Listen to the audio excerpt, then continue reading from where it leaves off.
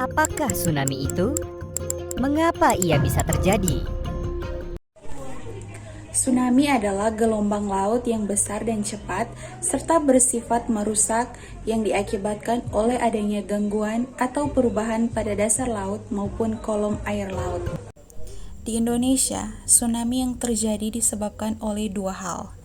Yang pertama karena letak Indonesia yang berada di Pacific Ring of Fire atau cincin api Pasifik.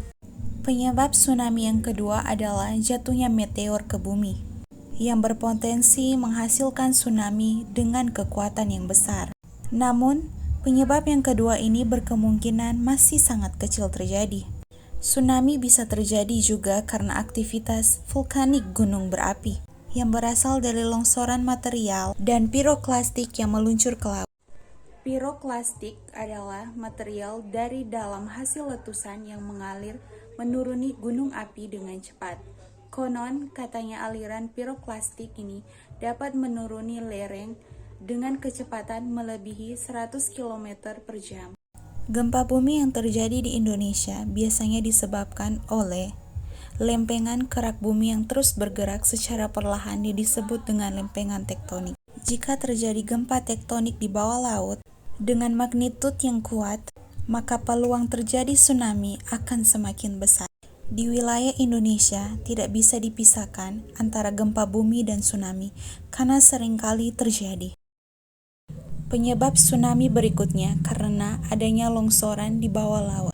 Longsor di bawah laut ini bisa terjadi karena adanya gempa di bawah laut maupun adanya pemicu di atas laut yang memicu terjadinya longsor dan berpotensi untuk terjadinya tsunami.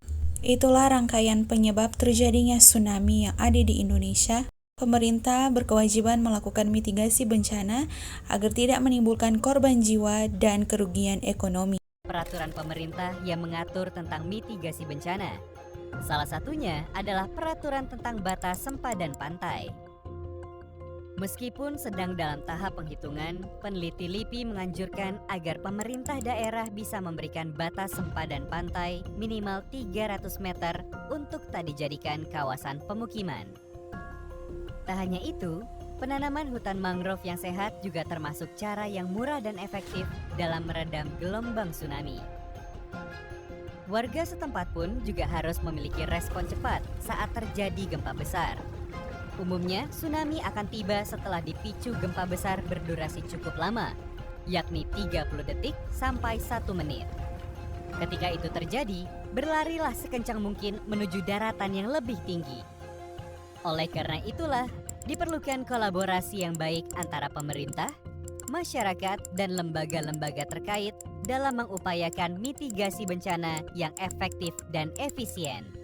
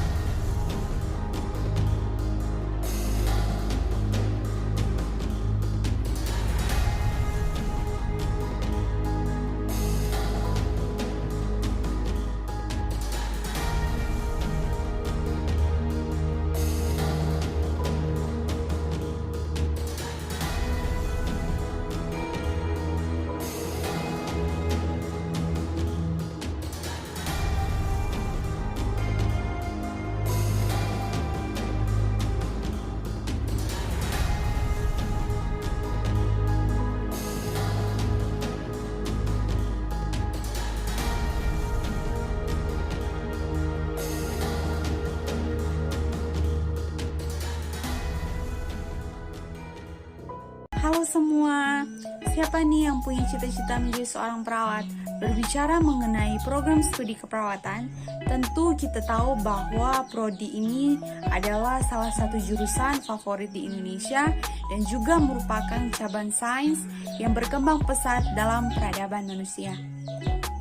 Hingga saat ini, prodi keperawatan sangat dibutuhkan di dunia bahkan di Indonesia, mengingat kita sedang menghadapi pandemi virus COVID-19.